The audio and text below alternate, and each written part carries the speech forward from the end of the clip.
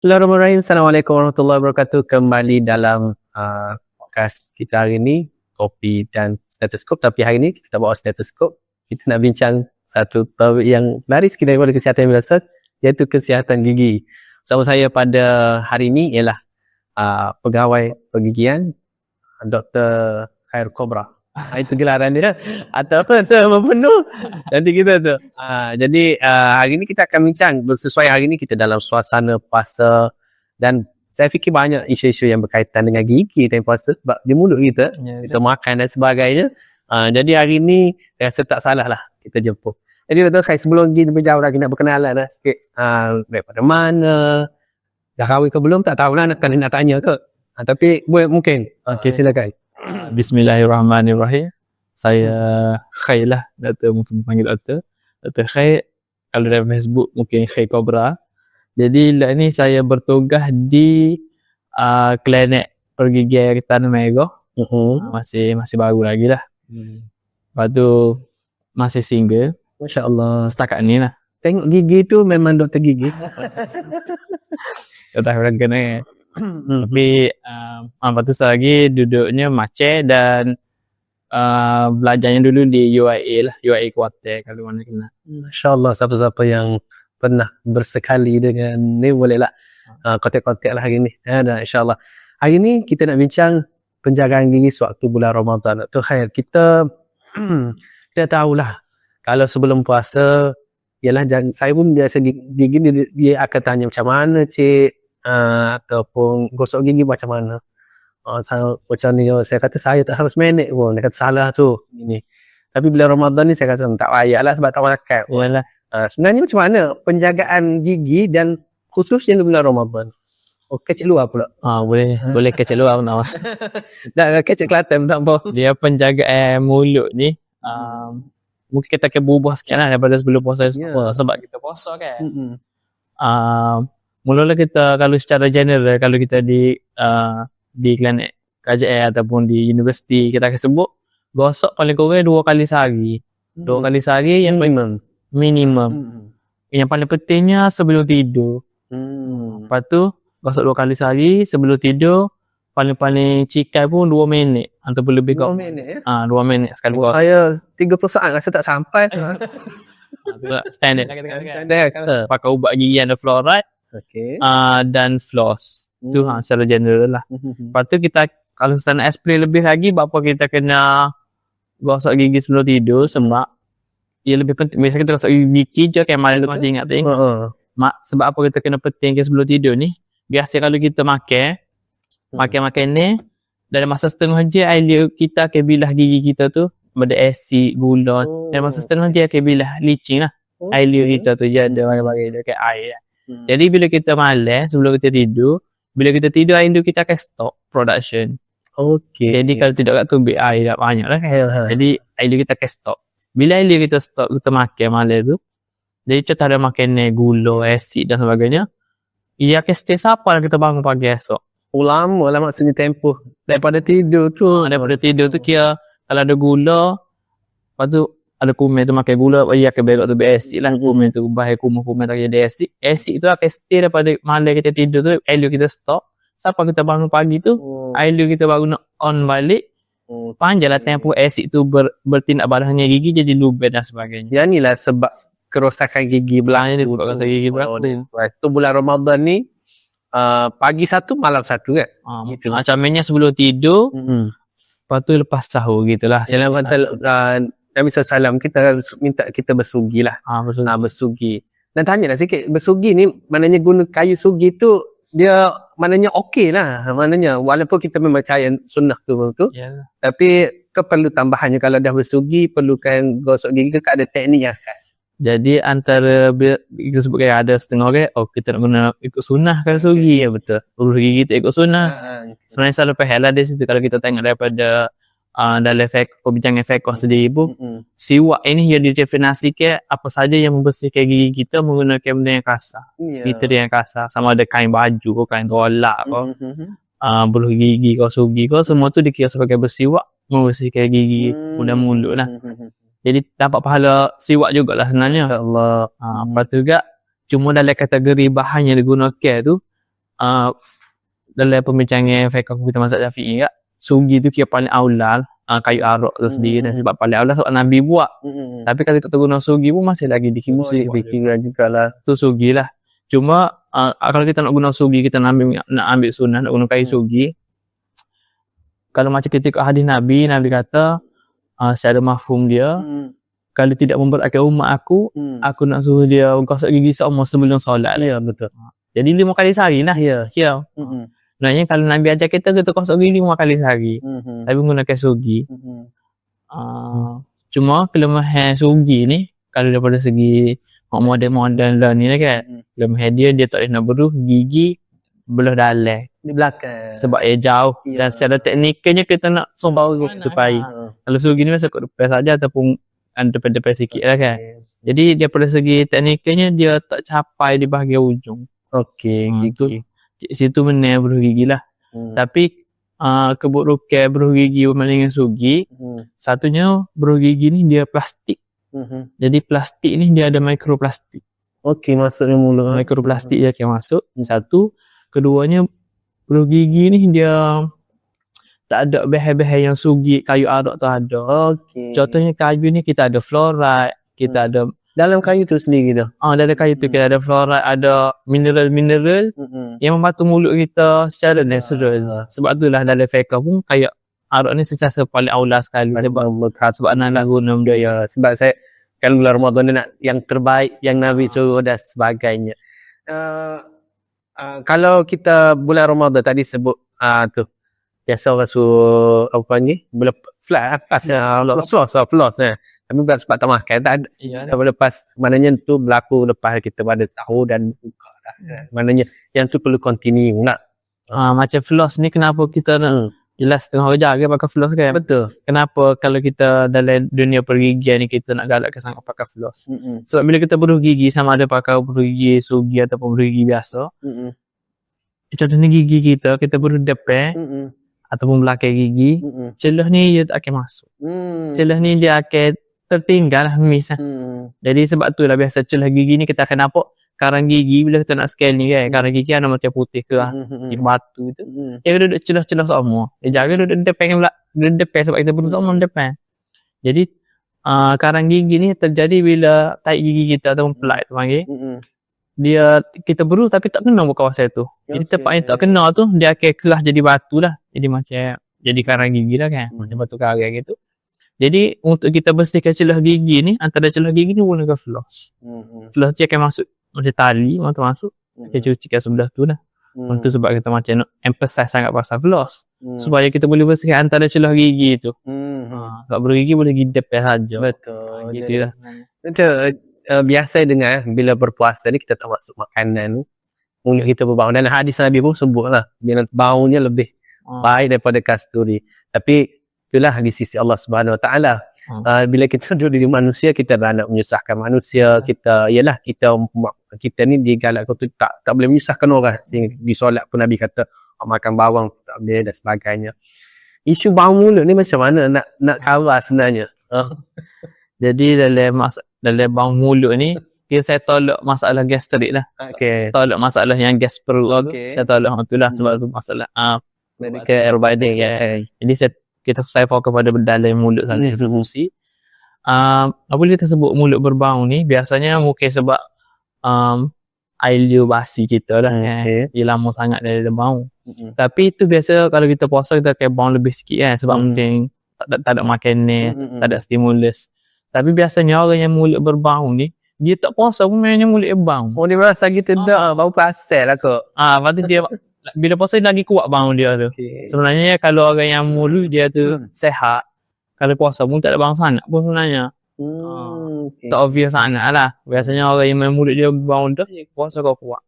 Jadi bila mulut bau ni dia ada beberapa sebab lah. Mula-mula gusi dia bekak ataupun gusi ada masalah. Jadi bila gusi dia bekak, bila dia makan dia akan terperangkap antara gusi dan gigi tu. Lepas tu dia pula beruh tak buat apa nak comel ke apa ke. Jadi makan ni terperangkap antara gusi dan gigi ni dia akan jadi rumah bakteria. Rumah bakteria ia akan mengeluarkan bau. Yes, sebab bakteria tu lah jadi bakteria yang terperangkap antara gusi dengan gigi tu disebabkan oleh gusi kita bekok dan sebagainya, masalah gusi lah. Jadi bakteria dengan air bahan-bahan kumpul bakteria tu menyebabkan bau mulut. Lepas tu macam kita mai jemaah sekarang kan. Mai tepi wacik-wacik sikit kan. Oh nak mai kucuk tu habis dah. Kucuk tu memang kosong dah. Mula-mula niat tu bagus dah 20 rakaat tapi jadi tak sampai lah. Tu bandar Sebab ada sebelah kita kalau sebelah ni. Jadi dia sebabkan masalah gusi biasa. Most of the case masalah gusi. Yang kedua kalau bukan masalah gusi pun masalah mungkin lidah dia ada tak bersih. Jadi kuman duduk atas lidah dia. Jadi kita kena gosok juga lidah tu. Ada orang ada orang lidah dia memang tak kotor lah, maknanya tak lekam bakteria. Tapi ada setengah orang mungkin ramai juga, mungkin kalau 10 orang tu mungkin 5 ke 4 orang akan ramai juga lah. Lidah dia tu macam bulu dia tu lebih sikit. Jadi dia mudah lekat. Ulat. Jadi dia kena scrap lidah dia dengan alat. Ada alat lah. Kalau ada setengah huruf gigi belakang dia tu boleh buat gosok lidah. Dan dengan pen yang ada setengah kena beli Shopee lah, kita boleh scrap. Macam kalau kita scrap tu macam kita scrap lumuk gitu. Tarik tu macam lumuk ilap. Benda tu ada bau lah. Yang ketiganya mungkin jaga sikit gigi blueberry besar. Jadi blueberry besar tu memperangkap makanan dan kumen. Sekali dia ia akan ada bau lah selain daripada gusi. Kalau macam gigi sihat dekat kat gusi kan. Tapi kalau gigi tu blueberry besar pun ada bau sebab makanan dan kumen terperangkap tu. Kumen tu sebenarnya yang mengeluarkan bau. Tapi kalau kita bersihkan dia tak ada rumah kumen situ. InsyaAllah Boleh tanya pasal berus gigi kan, ada kerah, lembut, medium, pilih yang mana satu biasa yang sesuai tu. Ni untuk berus gigi ni sebenarnya Fani nak tanya ubat gigi pun ya pada berus gigi kalau saya punya pesakit mari, lepas tu nampak gigi dia macam gigi comel. Tapi tiba-tiba tepi tu lekuk. Jadi biasa kita tahu lah mesti pakai berus gigi lah. Yang medium ataupun hard. Kalau memang kita kalau mana-mana orang yang doktor gigi akan marah lah kalau pakai gigi yang medium ataupun hard. Kita nak pakai hard soft je. Soft ataupun ultra soft. Memang soft yang lembut. Lembut. Cukup dah untuk membersihkan gigi. Ingat kan kena keras pasal nak lagi rumbit lagi mesti lah. Soft. Taklah maknanya soft tu memadai dah. Kalau karang gigi tu tak hilang pun kalau kita baru kita kena scaling karang gigi. Tapi kalau macam pelak tu tak gigi tu boleh guna hard soft dah. Kalau kita guna hard atau medium dia akan haki gigi tu. Tapi kedai ada jual. Masalah kedai ni murah lagi kerah tu. Dia sebab ada demand dia jual. Sebab ada orang nak juga. Ada demand, ada supply gitu ya. Jadi ada gigi yang kita Hanes paling soft ni soft terasa hari tu juga. Kira memang ada dak mana bagi pihak cara lah.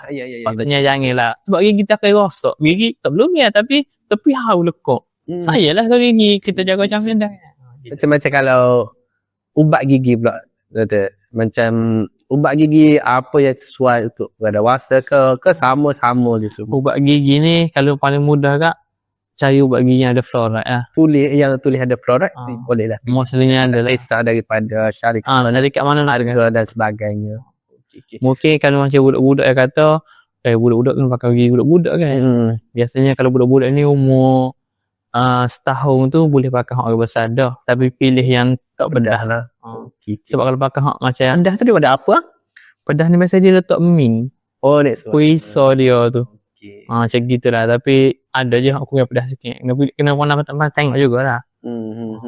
Bicara gigi ni bahasa nak gigi gigi selalu. Tapi kalau bulan Ramadan ni kan rasa tu juga kan masuk air tengah koma ke macam mana dari segi hukum ke boleh ke nak cabut gigi ke itulah kalau doktor boleh tu share mungkin pengalaman doktor tengok ni. Kalau pengalaman saya boleh bosan ni orang sikit semua orang takut nak air klinik.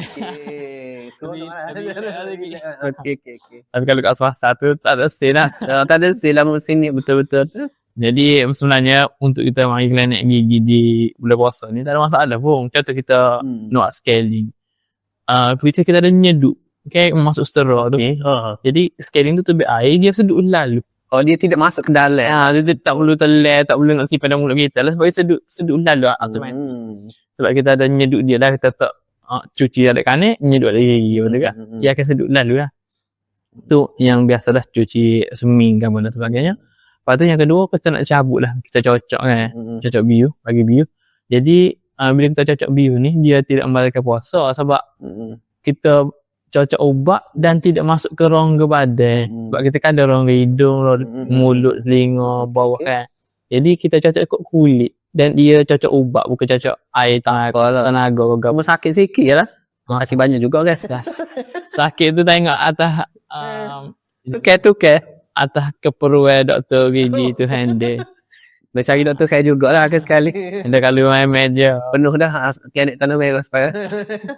ada setengah orang tu kalau bisa buat tak akid lah. Ya. Oh, Ada mungkin dia buat kebah dulu ke organ. Gitu. Betul kan? Maknanya tadi kita sebut pasal pergi klinik. Sebenarnya ramai juga tak tahu klinik ni. Ya adalah kita pun di klinik kesihatan. Oh ada klinik pergi ya tapi tu. Memang semua klinik anda tu macam mana? Mana KK kesihatan? Klinik kesihatan gigi. Sebab dulu tak ada dulu. Lepas dulu adalah klinik-klinik tertentu. Sekarang ni memang ada semua tu macam mana? Dia kalau untuk perintah kerajaan lah, main klinik kesihatan kerajaan, ada klinik kesihatan yang ada, mana klinik kesihatan, lepas tu sebelum dia ada klinik bergigi, macam ada kapus sekali. Tapi ada juga klinik kesihatan yang tak ada klinik bergigi. Jadi klinik kesihatan saja ya, dari perkaranya KK tu kompleks. Ada juga klinik bergigi yang you stand alone. Dia tak duduk dalam KK. Okey, ada juga. Macam saya ada klinik pergi atas Mego. Oh, lain. Dia stand alone. Dia duduk kat situ ya. Lepas tu klinik kesihatan duduk lain. Jadi dia ikut lokaliti juga lah. Jadi macam kita kena, kalau kita kata kita pergi cek darah gitu kan. Tanya dah misi sini ada klinik gigi ke? Jadi ya kau ya lah ada tepi. Ataupun tak ada sini kena pergi jauh sikit. Jadi akan cerita lah. Mesti ada lah dari satu daerah. Satu daerah insyaAllah mesti ada. Okey, maknanya semua tak panggil capaian tu sampai lah. Ya ada cuma sekali tu kita tengok tempat awal. Nak tanya ni lah. Orang kata, okey, kalau tengah sakit gigi nak pergi klinik gigi malam tutup.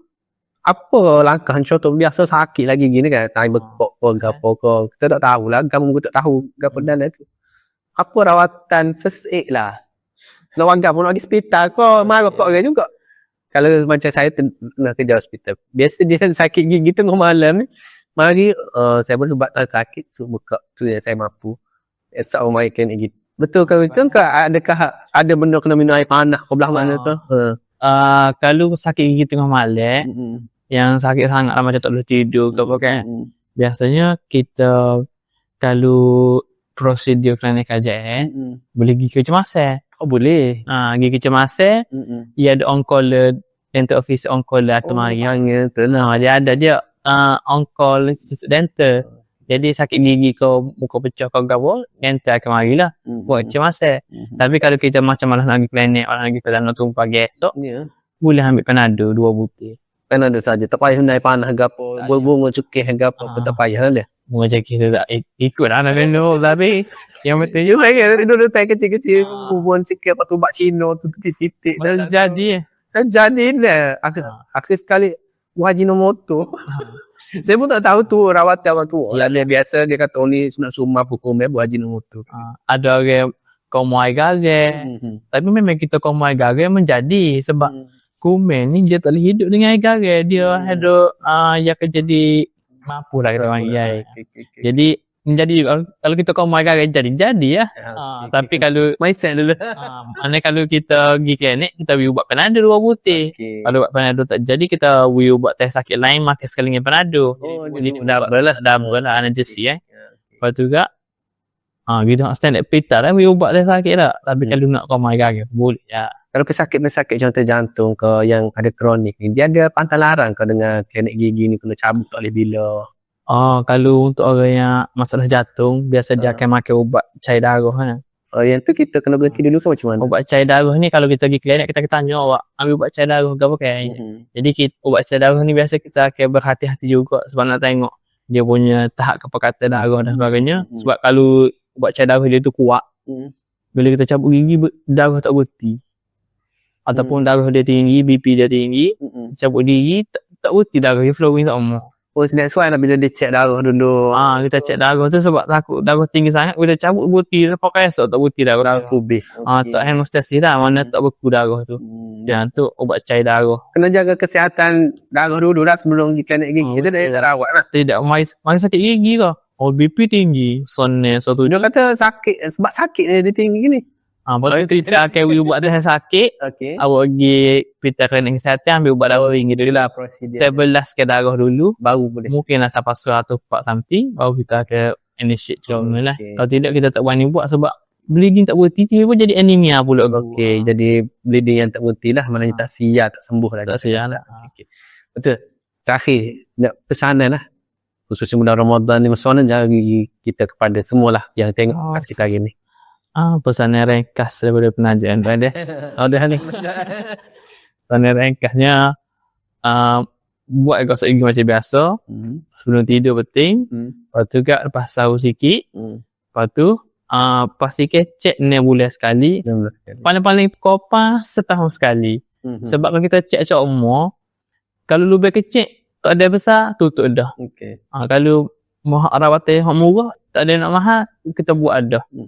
Tak ada nak gigi tu sakit dah rosak, lebih kecil kita settle dah. Jadi kalau kita cek seumur tu jarang lah. Untuk dapat. Untuk kita tengok tu, okey, biasa je. Kalau kita mari 3 tahun sekali, mari-mari tu nak cabut dah. Mari-mari tu bekok dah. Kalau boleh 6 bulan sekali, setahun sekali, mari cek saja ya. Okey, beres. Gitu. Okey, saya tengok ramai yang di luar sana tak cek gigi lebih 6 bulan ataupun setahun. Cepat-cepat kita ambil sekarang ni dah My Sejahtera. Rasa TC atau appointment tu dalam 2 bulan. So kita boleh tengok, boleh plan lah dalam masa 2 bulan ke atas, akan datang, boleh nak pergi ke appointment untuk ambil. Ataupun ada setengah, kalau nak pergi swasta pun boleh, tak ada masalah kan. Tapi kalau nak cek, kalau kerja-kerja untuk cek walk in je. Boleh walk in je. Kalau macam nak treatment je, kalau macam so kalau nak cek boleh bila-bila masa lah. boleh masuk. Okey, ingat tu semua-semua yang ada di sini, ingat berapa bulan dah. Saya tengok ada poster dia kata ingat tarikh lahir, ingat cek gigi. Itu salah satu. Setahun sekali setahun sekali yang dia kata onanya satu. Untuk pastikan senyuman kita tetap menawan sebagaimana doktor saya kita kena selalu cek gigi lah. Sebab ni aset, kalau dah tak ada, tak ada dah. Ni je gigi kita ada. Dah, bayangkan saya tengok orang tua tak ada gigi dan sebagainya, susah tu. Mata kambing tak boleh. Gigi palsu main metok sedap langsung. Jadi pun saya tak pernah ada gigi palsu dan sebagainya. Saya ada satu cabaran lah. Mulut pun yang dia gigi ni dia macam peranan cukup besar. Dia membezakan usia, nampak tak? Kalau dah tak ada gigi dia ada usia. Jadi nampak tua dan sebagainya, performance pun lain. Jadi sebelum benda tu berlaku, kita pastikan gigi kita terjaga, insya-Allah. Terima kasih sekali lagi Dr. Khair. Cara hari ini ialah kopi dan stetoskop. Tak ada kopi hari ini, puasa. Kita jumpa nanti. Assalamualaikum warahmatullahi wabarakatuh.